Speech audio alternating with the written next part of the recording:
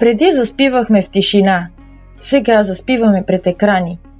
Стресът, хормоните и постоянната стимулация ни карат да се чувстваме напрегнати и извън естествения си ритъм. В продължение на векове сме се доверявали на природата да ни помага да успокоим телата и умовете си. Представяме Aquasource нощен баланс. Спокойствието на природата в бутилка. Съчетава някои от най-успокояващите естествени растителни съставки.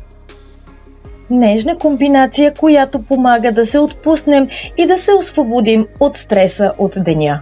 Всяка билка е подбрана, за да подпомогне релаксацията и една по-спокойна нощ. Ямайска писцидия за освобождаване на напрежението.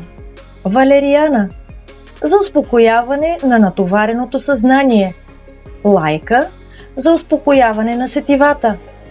Пасифлора за облегчаване на тревожността и лавандула за придаване на чувство на спокойствие и баланс.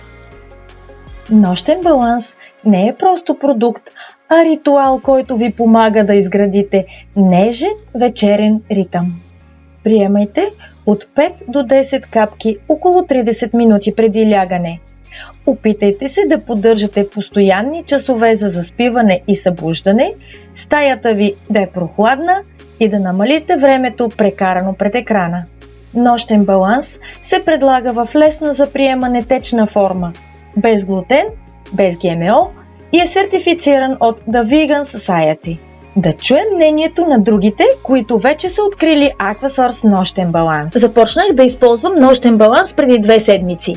Преди нощен баланс се събуждах в 3 часа през нощта, всяка нощ.